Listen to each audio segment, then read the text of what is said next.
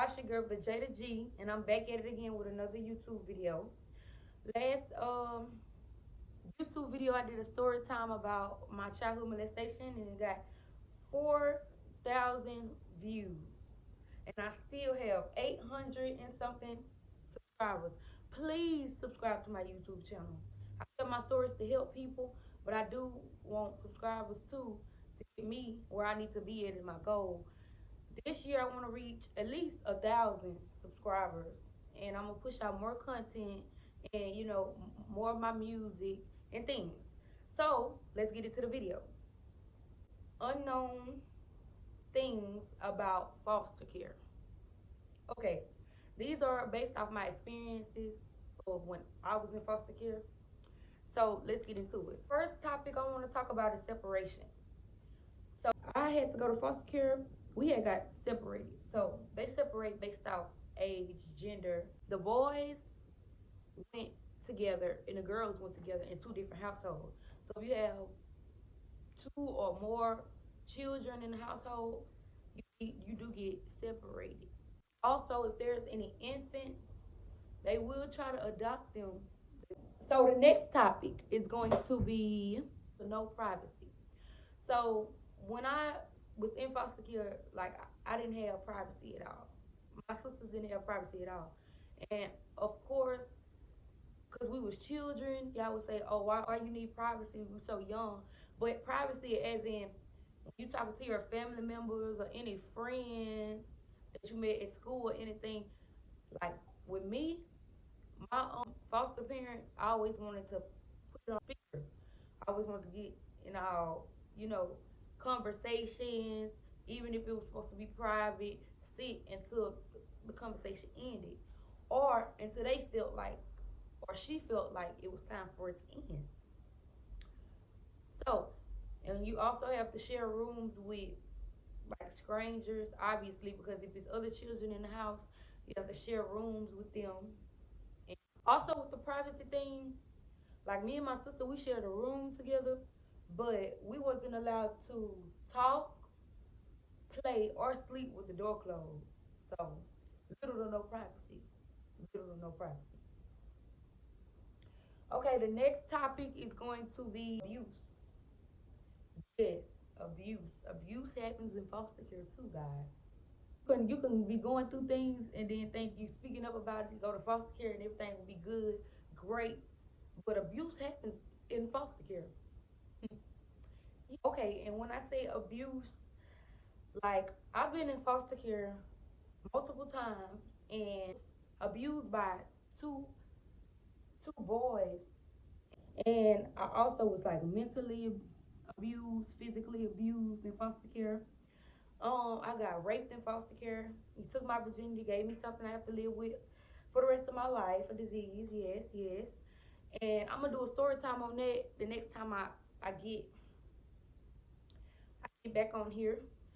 Also, see, foster care is not as easy as outside world because, and I say this because when I got abused, childhood when I was getting molested, I was never raped.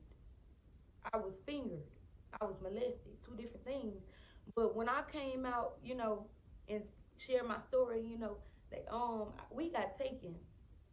So when you getting when I got raped in foster care, it's different because they can cover it up.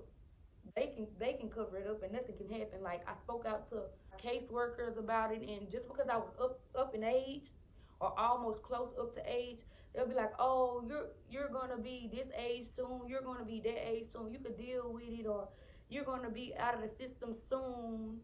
So they just pushed it. They just pushed it back like ain't nothing happened, which really traumatized me. Yeah. So abuse can happen in foster care. They just cover. They know how to cover it up in silence.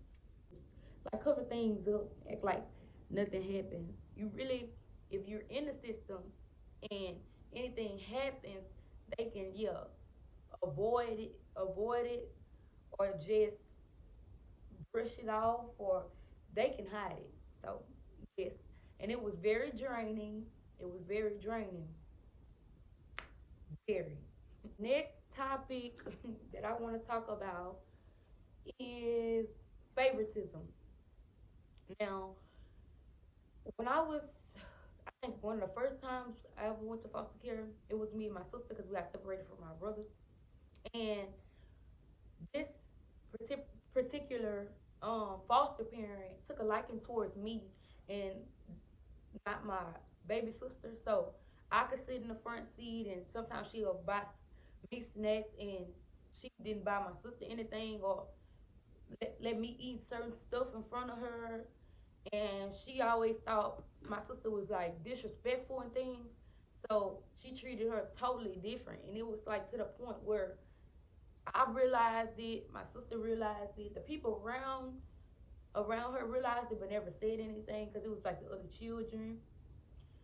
So very much favoritism among the children. She would go to church and gossip about my sister or like talk down about her. So the church had an image of her that she was just a disrespectful problem child, when really she was very much showing favoritism.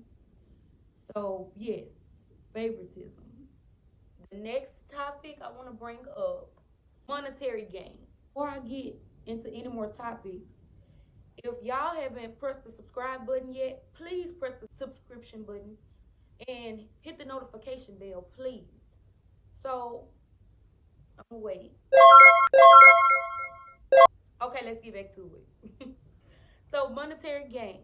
My experiences in foster care, I had parents say, "Oh, they don't pay me enough for this," or I didn't have to let y'all stay here.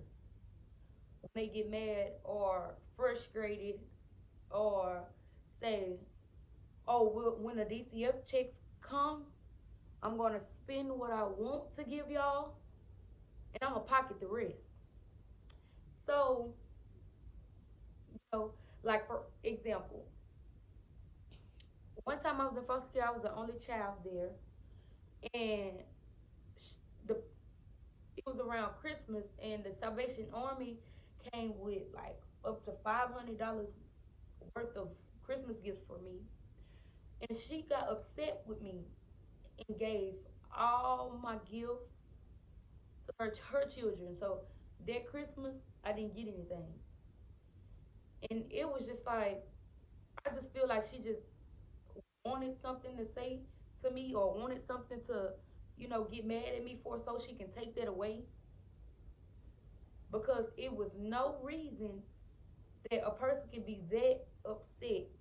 Like she was upset, and like she gave all my Christmas gifts away.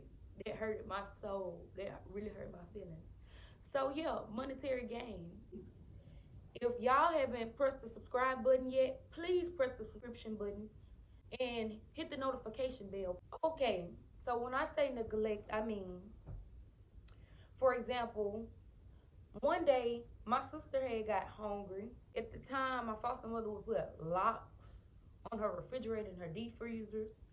So she snuck a cake from off the top of the refrigerator and got caught because the lady had cameras from the back room all the way up to her master bedroom in the living room and extra hidden cameras in the kitchen. So when she came home, tried to punish my sister, and that night she wasn't able to eat.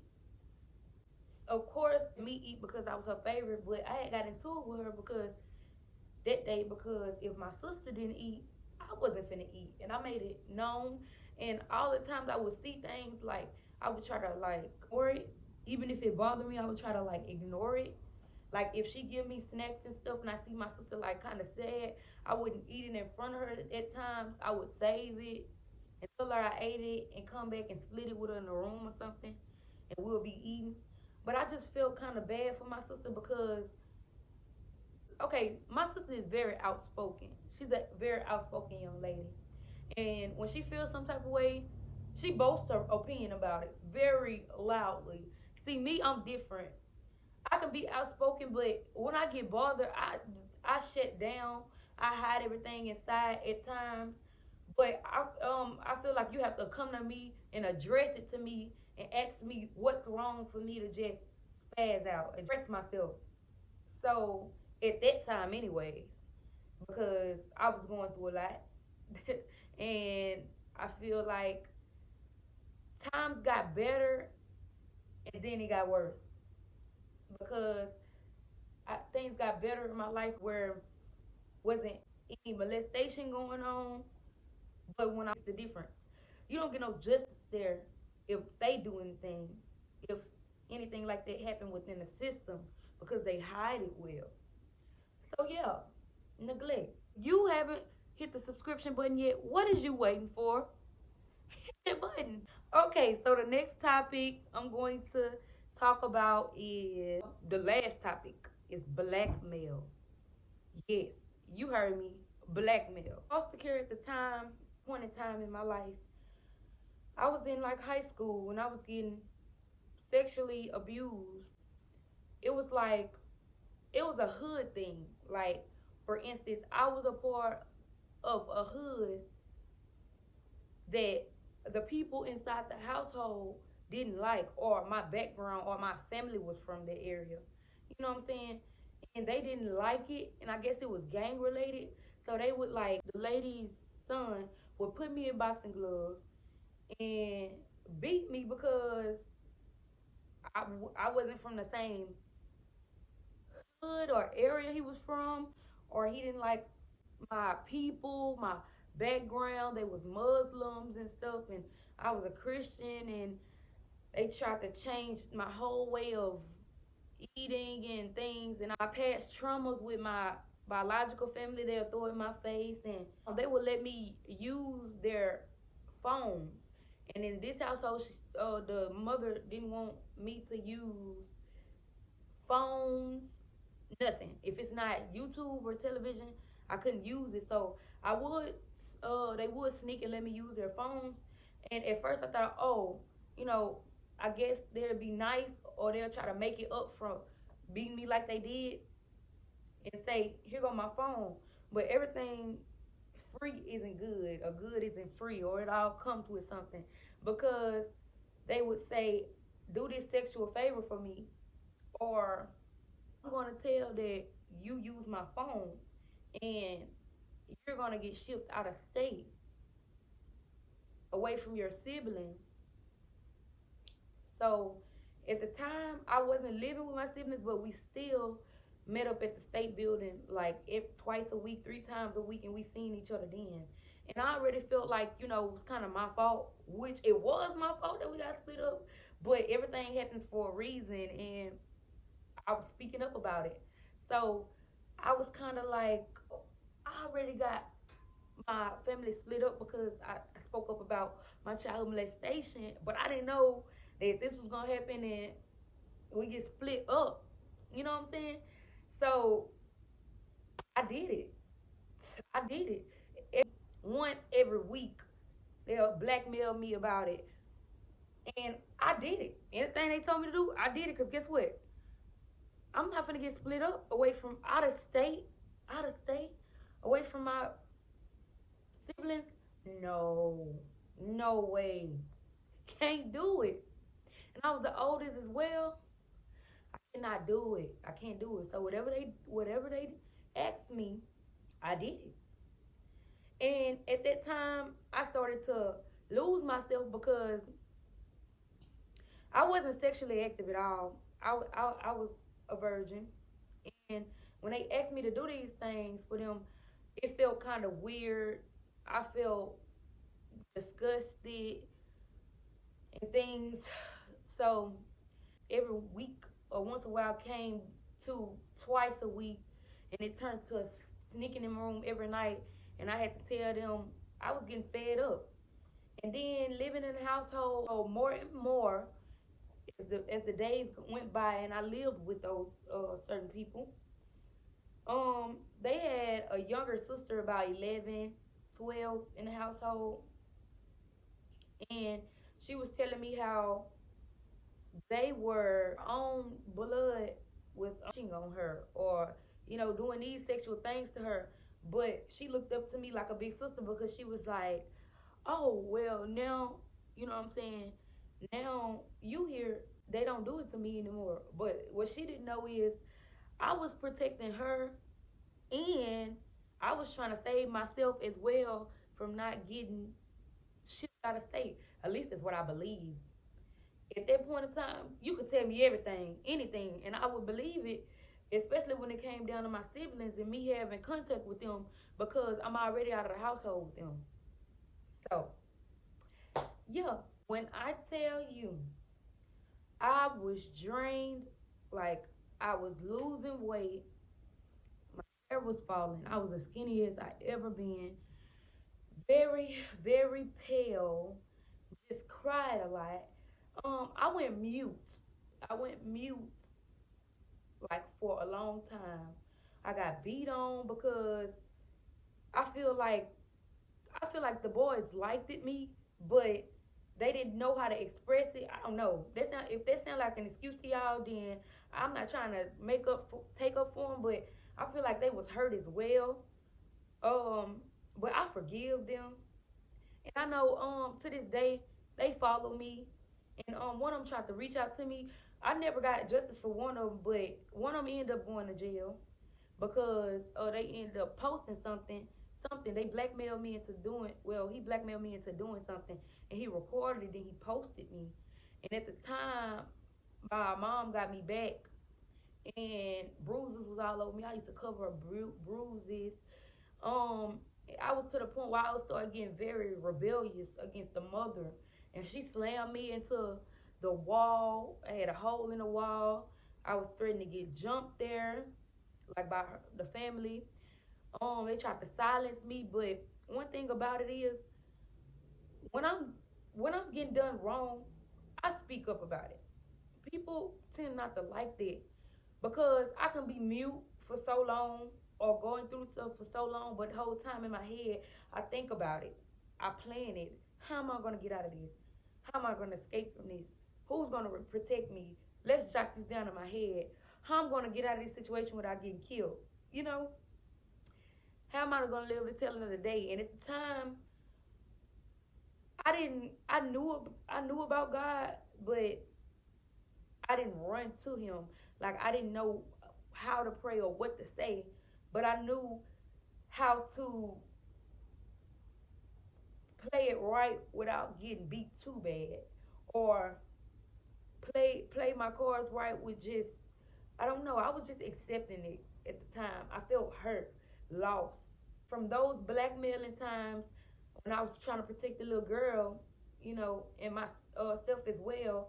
I stopped using their phone, so maybe I was like, okay, if I stop using their phone and don't have no communication, with my people, let's see what they're gonna say then, because they kept blackmailing me. And I was to the point where they was sneaking in there almost every night in my room. I shared the room with the little girl, but when I first stayed there, mom was like, "You can sleep with her." And she used to cry and ask me, "Was I gonna do anything to her?" So we created this bond where we had secret night, told each other secrets, and she stayed with me. But the things she would tell me would bother my soul, my spirit, because she was the same little girl that I was trying to get away from in the outside world and thinking that DCFS or CPS or foster care would protect me, and they didn't. So,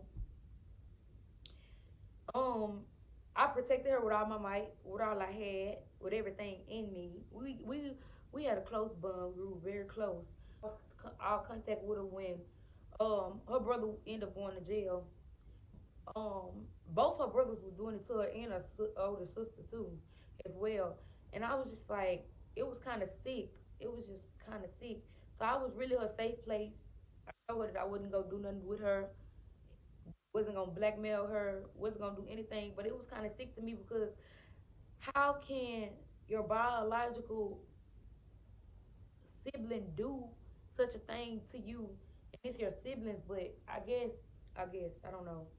So it's just like people will get into the DCF system with the same problems that everybody else got. I guess because they want to cover it up, and maybe if they in the system, you know, they wouldn't get in trouble for sure. And that it started to drain me. I started getting rebellious, and when they used to sneak in my room and wake me up from times of the night, I used to say, I used to start blackmailing them because they used to do it so well to me that I picked up traits and I learned. Like I said, if you don't get out of my room, I'm gonna scream. And it worked. It worked a couple times. It saved me from, getting abused at night or get blackmailed at night or feeling disgusted and crying myself to sleep that night or not eating for a week because of what happened to me and I have to silence it because I didn't want to get moved out of state, they said. Get taken away because I'm already taken away from my siblings. I don't want to get moved out of state. So, yeah. So, from, I guess they caught the memo because they was older than me that she's lying. She capping because she ain't tell yet. And they tested me like, do it then, do it. Well, all that came to an end quick. They realized I was just talking, no action, just talking, just to save myself. So that's how I got raped. It went from them being so comfortable with blackmailing me to the point where they knew I wasn't gonna tell. They knew they had a lot of power over me, and it was very much older than me. And I got raped. So yeah, I got raped. My virginity got taken. I got my first disease. I have to live with the rest of my life. So yeah, that can be a story time for. I probably do. Yeah, the next story time about that. So yeah, those are the 8 things that I had to go through in foster care. 8 unknown things about foster care. And I just want to make this video because foster care is not all what it seems. Yes, they did have some great qualities. Yes, they helped me, you know, get me some justice for my abuse in the outside world. But when it came down to me being traumatized in the inside of DCFS, it was very much covered up. I never got all the justice I need. I really need therapy. Yes. But, through God, I'm glad I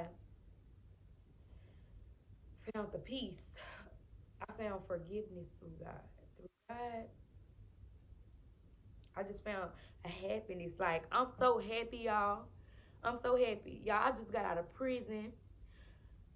January 25th, 2025.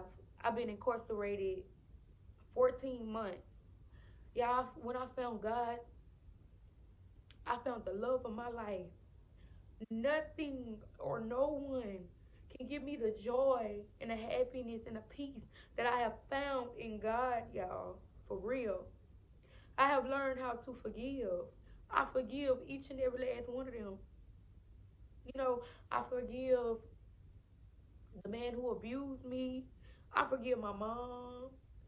I just I love my mom because she was there with me through the whole process of me, being in prison. I feel like God placed me in prison for a reason. And I feel like if it wasn't for prison, I wouldn't have a bond with my mom as strong as I do today. I realize that she's a broken woman. Or when I look at my mom, I see the broken girl that I once was before prison. Prison has taught me self worth because I was trying to find it in the streets, in men. I was trying to find it in friends, you know. But God, God has gave me the most unconditional love that I have ever, ever had, ever want, I ever need, you know. So I just thank you. So I want to end this video out with a prayer. You know, I want to end it out with a prayer. So everybody close your eyes and bow your head. Lord, we come to you today. Lord, I just thank you for giving me this peace, Lord. Lord, I ask you to place your hand on each and every last one of these people who are watching my video, Lord. Lord, I hope I inspire them and, I just, be a role model to them, Lord. Lord, I ask you to touch them if they need healing, Lord. Healing from the top of their heads to the soles of their feet, Lord. Lord, I just pray that you guide and lead them because it's 2025, Lord. Every goal that they need to meet through, you put Christ in the middle of it, Jesus. Lord, I ask you to come to them and just show them that unconditional love that you showed me, Lord. That I have found through you, Lord, because through you all stripes are healed. Through you, every hurt that's inside of anyone will cease, Lord. Lord, I pray over my family, Lord. Lord, I ask you to just touch my cousin Gabby, my cousin, Lord, because she lost a mother, Lord. And I just ask if you could watch over her family, Lord, because I don't know how it feels to lose a mother, Lord, but I know that it hurts, Lord. I wouldn't know what to do if anything had happened to my mom, Jesus. Lord, so I just pray with healing and protection over each and every last one of these people, Lord. In the mighty name of Jesus, I pray. Amen. So, so I'm wrapping this up. So y'all like and subscribe. Please subscribe. Please. Because I don't know. I just want to get to another goal once I meet that criteria. Go up. It's only up from here. Nothing but positivity. Bye.